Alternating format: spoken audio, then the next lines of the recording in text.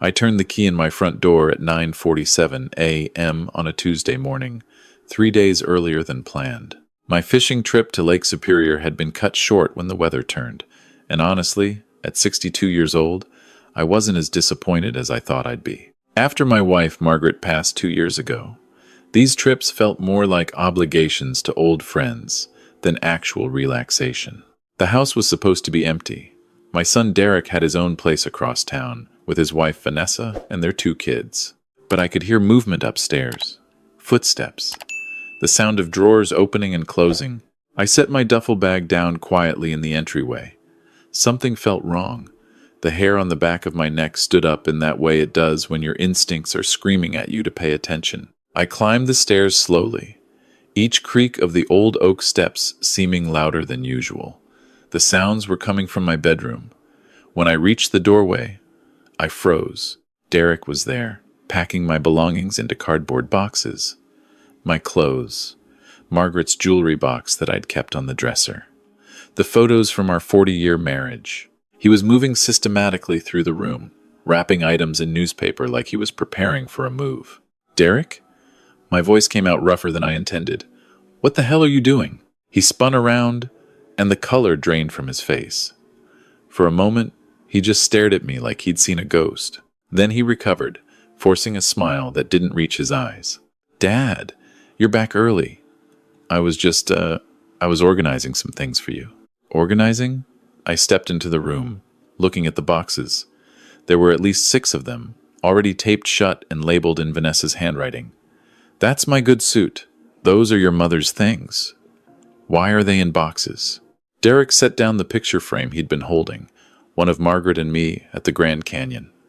Dad, we need to talk. Vanessa and I have been worried about you. Living here alone, in this big house, at your age. I'm 62, not 92.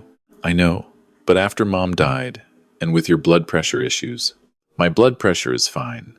I take my medication. What's really going on here? He took a breath, and I saw his hands shaking slightly. We found a great assisted living facility. Beautiful place. Really. You'd have your own apartment, meals provided, activities, medical staff on site 24/7. We've already paid the deposit. The words hit me like a punch to the gut. You what? Dad, please don't make this harder than it needs to be. This house is too much for you to maintain. And frankly, Vanessa and I, with the kids getting older, we need more space. This is my house. I could feel anger rising in my chest, hot and fierce. Margaret and I bought this place in 1987. We raised you here. Every memory I have of her is in these walls. I understand that, but what? You're kicking me out of my own home? Derek's face hardened. Dad, you need to be realistic. You're not getting any younger. What if something happens to you here? Alone. What if you fall down these stairs? Or have another episode like last year? I had the flu, Derek. That's not an episode. Look, the papers are already drawn up. We're selling the house. The realtor is coming next week to do the appraisal. He pulled out his phone, scrolling through something. The market's hot right now. We're looking at probably 2.3 million, maybe more. We? The word came out like ice. There is no we. I own this house. My name is on the deed. Derek smiled then, and it was a smile I'd never seen on my son's face before. Confident, almost smug. Actually, Dad, both our names are on the deed now. You signed it over to me 6 months ago. Remember? When we went to see that lawyer about updating your will, my mind raced back. 6 months ago, Derek had called me, concerned about estate planning after Margaret died. He'd found a lawyer, made the appointment, drove me there himself. I'd signed some papers. The lawyer, a young guy in an expensive suit, had explained everything so fast, using so much legal jargon. Derek had said it was all standard stuff, making sure everything was in order. I never signed over my house. You did, Dad. I have the notarized documents. You probably don't remember. It's okay. That's part of why we think the assisted living facility is the best option. Don't you dare. My voice was shaking now, not with fear, but with rage. Don't you dare suggest I'm senile. My mind is sharp as it's ever been. Dad, please, get out. Dad, get out of my house. Derek held up his hands. Fine, fine. But this conversation isn't over. You need to accept reality. The house is being sold. You're moving to Meadowbrook Senior Living. It's already decided. He walked past me, pausing in the doorway.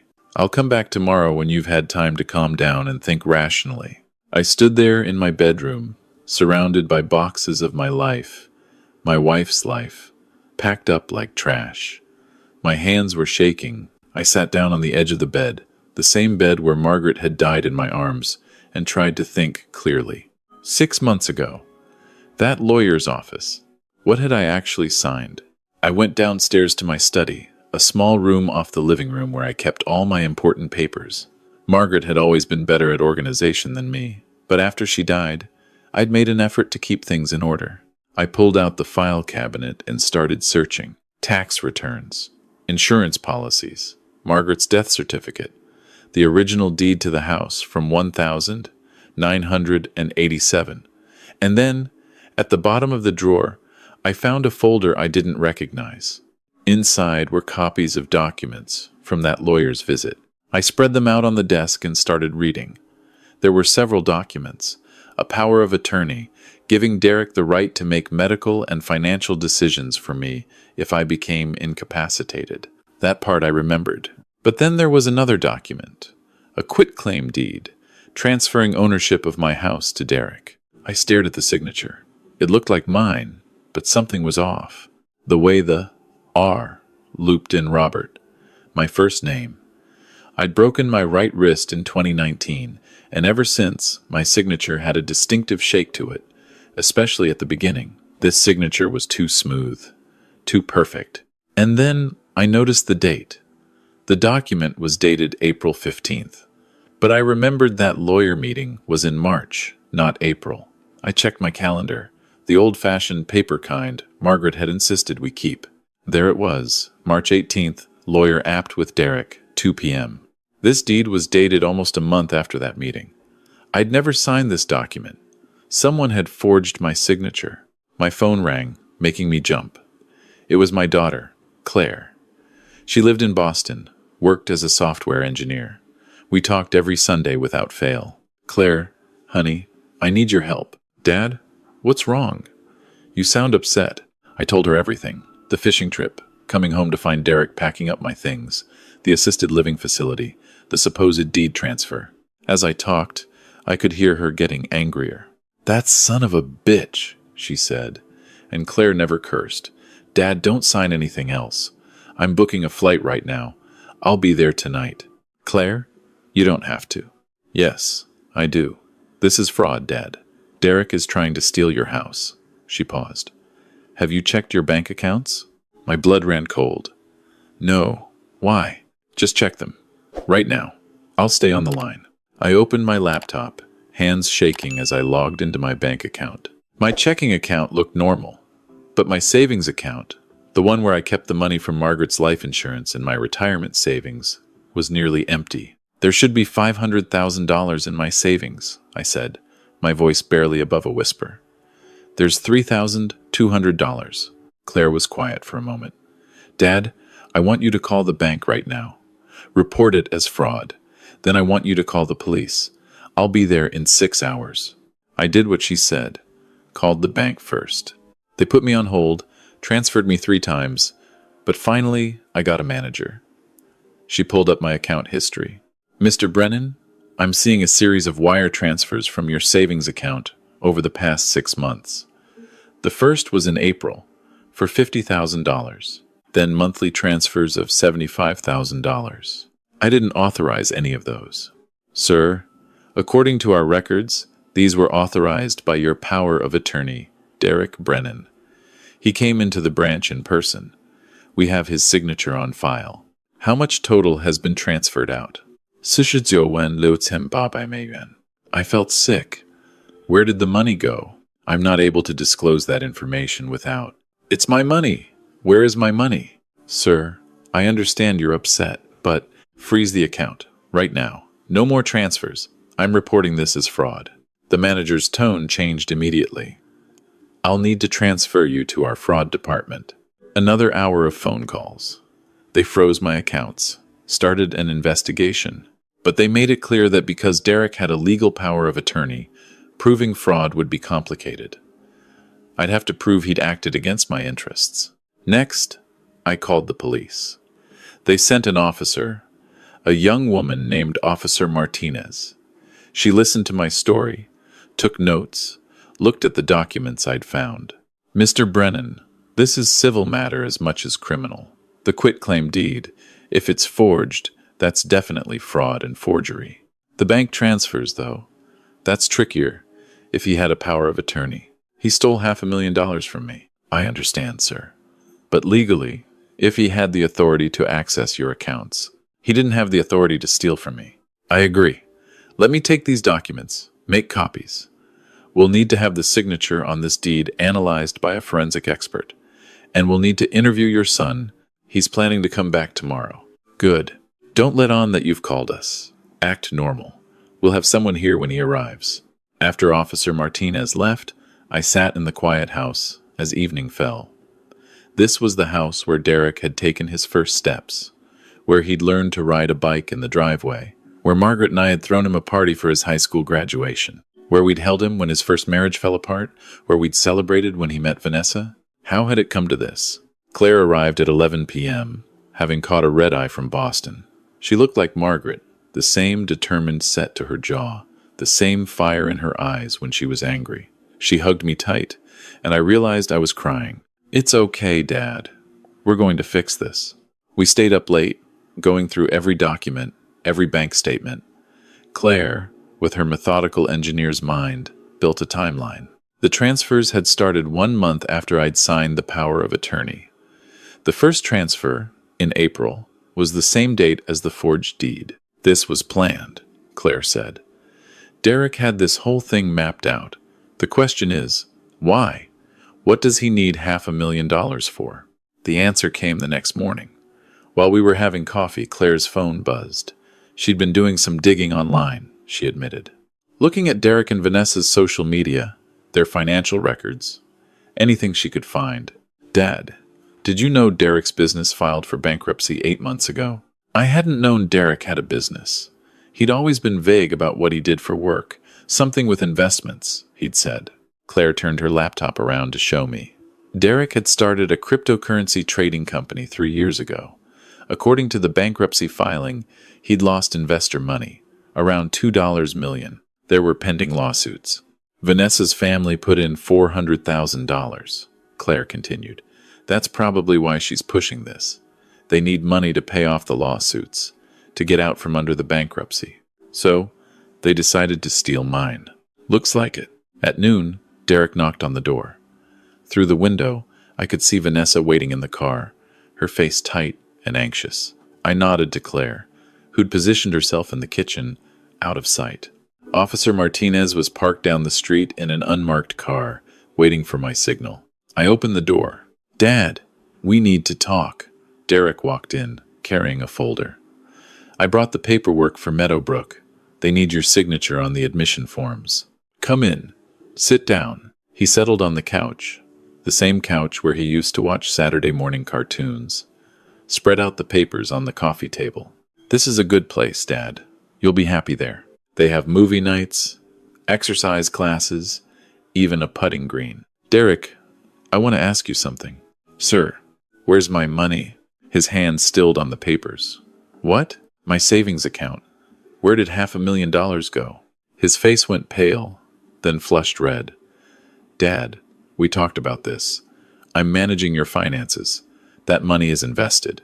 In what? Various things. Stocks, bonds. It's all very standard. I called the bank yesterday. They said you transferred it out. I want to know where it went. Derek stood up. Dad, this is exactly what I'm talking about.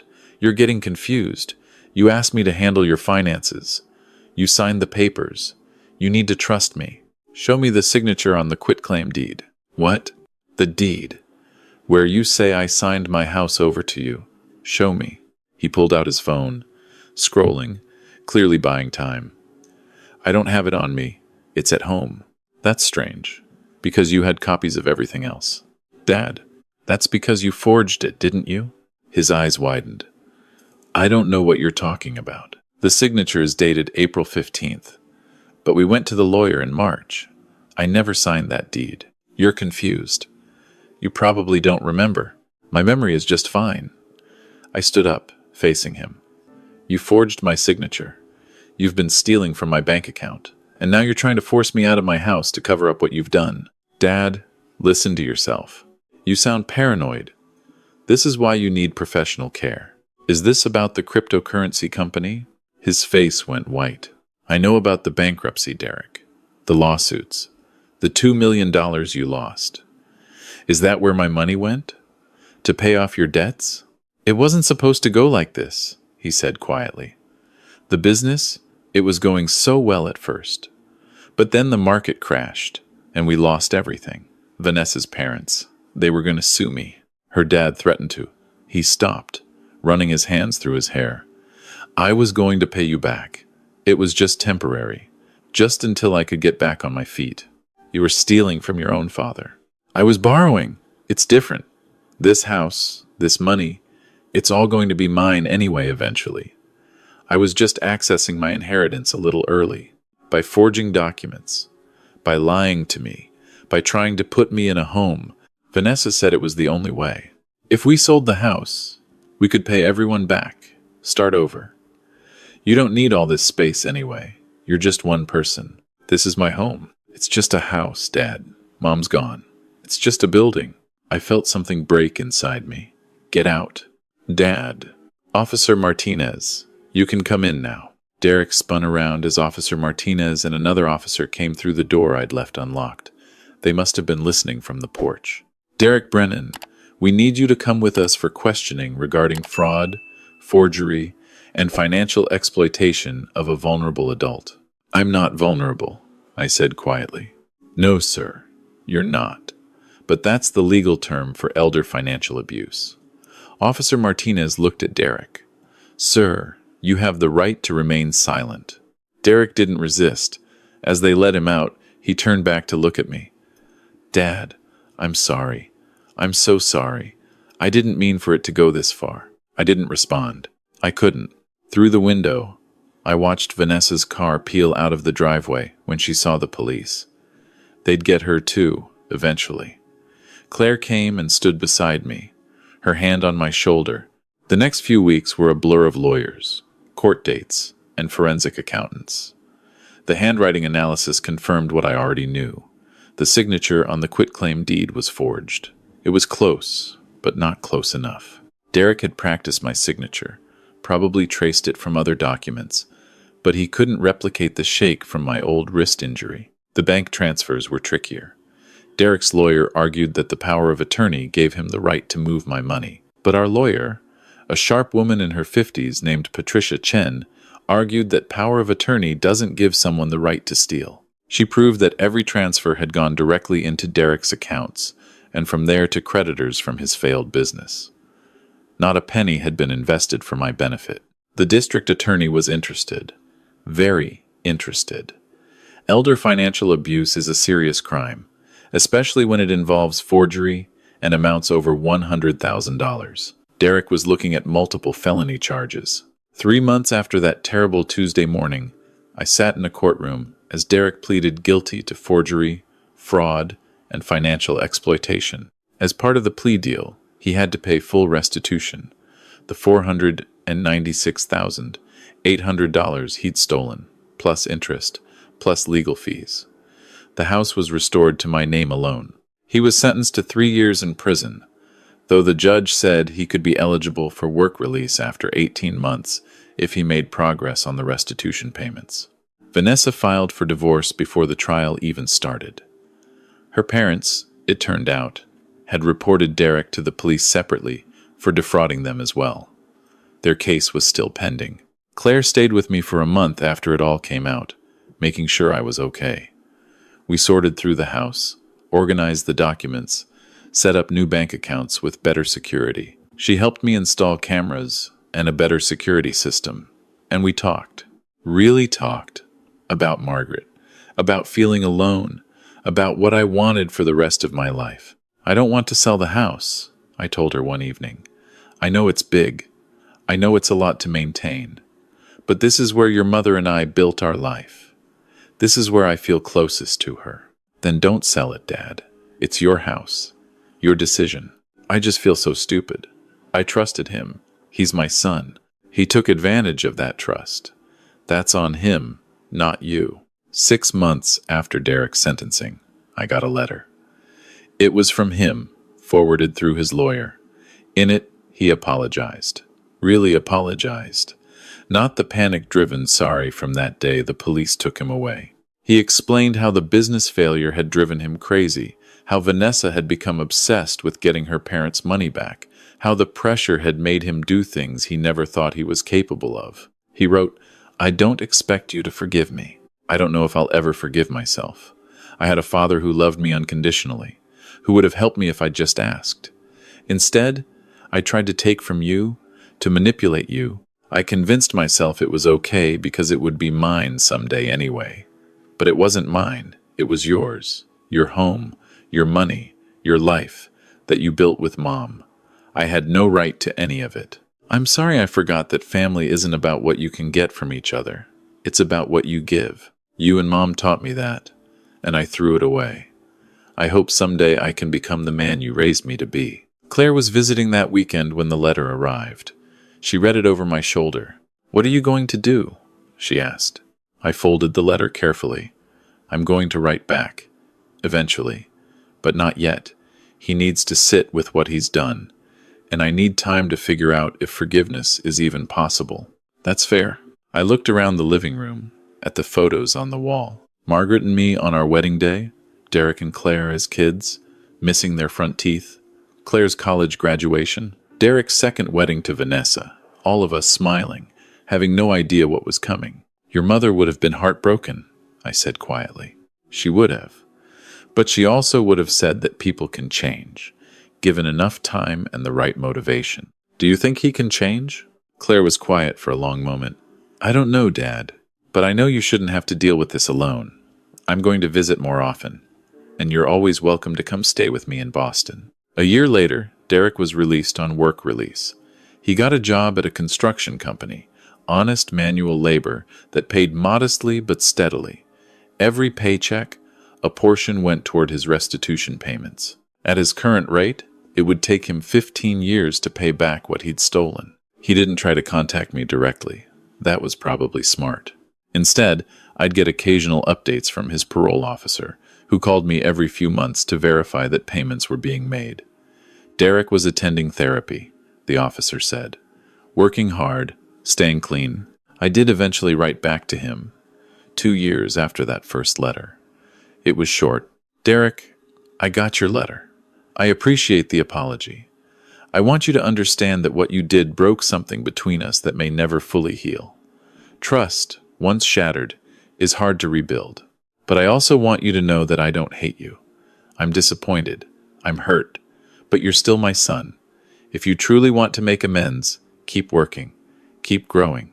Prove through your actions that you've changed. Words are easy. Consistency over time is what matters. Maybe someday we can have a relationship again. But it will be different. It has to be. I'm protecting myself now in ways I never thought I'd have to with my own child. That's the consequence of your choices. He wrote back immediately. I understand. Thank you for not giving up on me completely. I'll spend the rest of my life proving I'm worth a second chance. Now, at 65, I still live in the house Margaret and I bought in 1987. Claire visits once a month. We have Sunday dinner, and she's teaching me to use FaceTime so we can talk more often. I've joined a woodworking club, taken up painting, started volunteering at the library. Derek is 3 years into his restitution payments. He's never missed one. Last Christmas he sent a card, no note, just Merry Christmas, Dad. I didn't send one back, but I didn't throw his away either.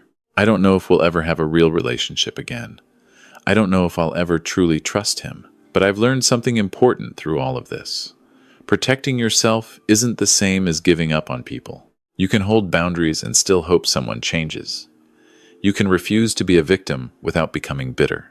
This house, these walls that have witnessed 40 years of my life, they're mine. Not because of any piece of paper, but because Margaret and I built this life together, and now I'm honoring her memory by living it fully, by not letting fear or betrayal steal my joy.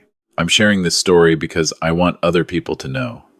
If your instincts tell you something's wrong, listen to them. If someone you love is pressuring you about your home, your money, your independence, get help. Call a lawyer, call the police, call another family member you trust. Don't let anyone tell you you're too old to protect yourself.